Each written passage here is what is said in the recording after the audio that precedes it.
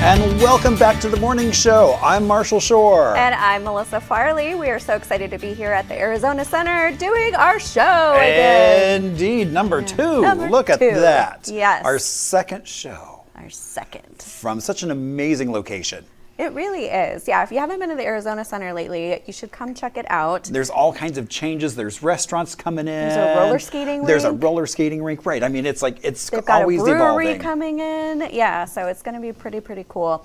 You know what else is really cool? I hear we have a guest. We have a guest. Yeah, we've got Lisa Pozzoni here, and she's talking about something that I don't personally love. I have a hard time with this, but I'm curious. Is it math? That's another thing I don't personally love. Oh, there's two things? Oh, I didn't realize that. It's running. Are you a runner, Marshall? No. Only if you're being chased? Is that the I the ran response? once for the bus and fell face first in the street. So, no. Okay, so Lisa, tell us though about why you maybe are different from us. And this is exactly why I do what I do, because running has such a bad reputation, and I have found the way to make people actually enjoy running. Really? Yes. Okay. So 20 years ago, I started my business, and I've been into fitness training. I used to work in the corporate world, and I used to go to people's houses and train them and help them lose weight. And then I also thought I would never be a runner, only if a bear is chasing me. That's what people say, right? And I tried it, and it wasn't bad. Yeah. And then one of my personal training clients gave me a book called She Running. So it's a book that teaches you how to run. Okay. Right? Nobody thinks about learning how to run. Nobody, you just figure you put one foot in front of the other. I Right? have not thought about how to. Right? Run. Yes. Like you take cooking classes, you take golf lessons, but nobody thinks about taking running lessons. Right. And there's actually a way to run that's really easy on your body. Really? And yes, it's chi running and chi walking, so both walking and running, but a way that really minimizes the impact, which is 67% of runners on average get injured. And so that's a lot of reason why people don't like it. Or you try it and it's really hard because you don't know how to move properly and to make it easier. And so once I discovered that, I completely flipped my business, and now I'm a walking and running coach, and I just love to help people. And I'll say people, but generally women. Most of my business is helping women over 50 find the joy in walking and running. So I'm really trying to help women change this idea of running is hard, it's no fun, and just getting into movement. Yeah. Right? So walking and running are just great, cheap way to just move. So talk about why the over 50 age group.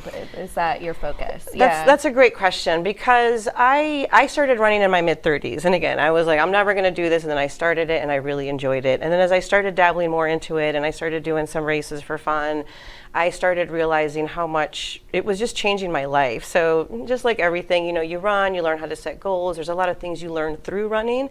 And as I aged, I started being surrounded by women my age. And I'm 53 now, and I've had 60-year-olds do their first ultra marathons, which is over 26 miles. Oh my gosh. So that's I just feel like this age group for women especially, we're going through a lot of the same things. Yeah. Right? I'm all about the pro-aging movement.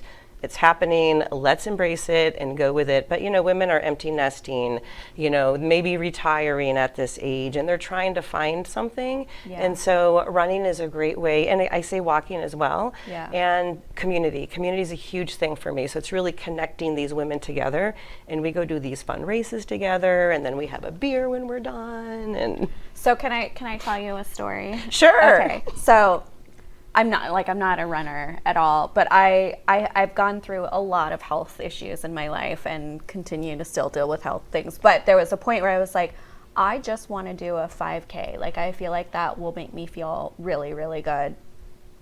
I was the very last one to finish. In fact, I was so late that they actually thought, my husband stayed behind with me. I was so late that they had actually started the other race, and they thought we won that next race, and we had to go tell them, like, oh no, you shouldn't have told them. You should. Finishing But you're still a winner because you finished. Well, I know I did, but I could only run for like 10 minutes, and then I ended up walking like the whole thing. So yeah, so I really struggle with running, like, big time. Well, and honestly, I would say to you, that was all okay. Like, honestly, I have been dead last in a race, and I'm a coach. Yeah. Because when I'm out on a run, I'm out taking pictures. I do longer runs, but I just enjoy it, and it doesn't matter to me. I am not training my women to run for speed. Yeah. Right. And I think that's another thing. People think you have to run the whole 5K, you know, and it doesn't have to be that way. Like I say, you're writing your own running story. Yeah. That's part of my philosophy. So maybe you want to walk in the middle of your runs. Yeah. Maybe you don't care if you're going to be last. Yeah. I just think there's a lot of things people don't know about running, and there's so many things that are so enjoyable about it. And I'm just trying to help.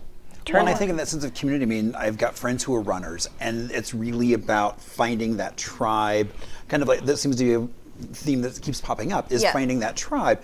I mean, I've got one friend who has issues with his legs, and so he's not a quick runner, but again, it's that sense of community. Actually, at one point he was working at a running shoe store and all this, and he was really into the community. Yes. Aspect of it. Yeah. And actually came here for his first marathon because we are so flat that he was like, this is like the flattest one he could find. Yeah. So. Well, and I think it's funny because, you know, your body obviously is capable of doing these, like, this is a weird comparison, but I've thought about it. Like, I walk 10 miles when I go to Disneyland, you know, but I'm stopping and I'm eating and I'm like doing, but still, like, I've walked 10 miles by the end of the day, and I'm like, so clearly I can do it, you know, but man, it's like when you asked me to run for 20 minutes, I'm like, oh God, I don't think I can. And you know, a lot of the work I do too is also mindset, right? Because I think when we go into it with the idea of it's going to be hard, I'm not going to like it, I have to run the whole thing, you know, that already puts you in that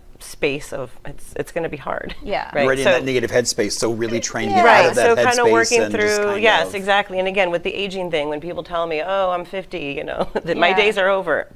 No, I've had literally women start running at 60, over 60. That's cool. That I've trained. That's so I mean, you didn't even bring up the endorphins that kick in when you're running, and all so of that, so much. Then I have other friends who are just now addicted to that, and so if they don't get in a run, it's like they're like, mental health, physical health. I mean, I say Yeah. spiritual health, emotional health, all of it. Like, it can be such a great way. And ironically, my community of women is called my True Tribe. So True, the running university. So that's where the True comes from, and that they're my tribe.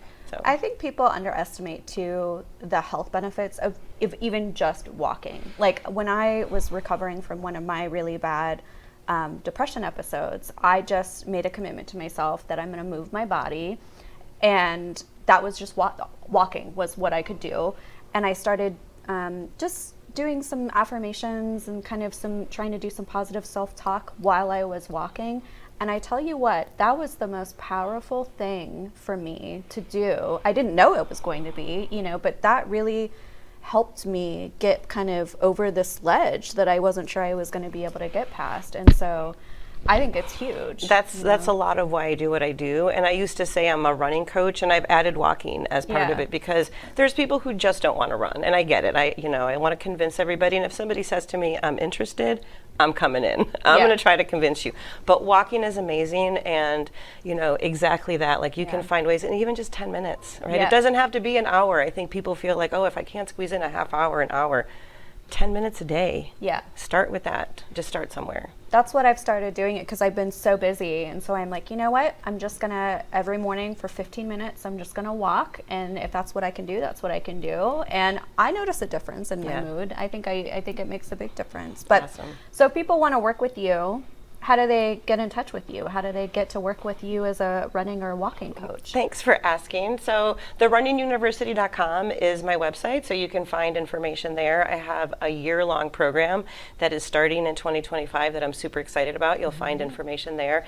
But I'd say I'm on Instagram as True Coach Lisa, TRU Coach Lisa, and YouTube. I have a ton of videos on YouTube, some technique videos, and that's The Running University on YouTube. So find me on those. Email me at lisa@therunningsuniversity.com. I want to help you have your best year yet next year. Well, thank you so much, Lisa. And Melinda Herkimer, I'm shouting you out. I know you love walking. Walking has changed your life. You should connect with Lisa. I'm going to make it happen. But thank you so much, Lisa. We will be right back after this break. I know Marshall is just dying to share some history. I know, we've got some history. I haven't shared you. any history yet. Oh my gosh. He's been like a useless lump over here. No, I'm chomping at the bit. He's so excited to share, and we've got things to do, some holiday stuff, so keep it right here.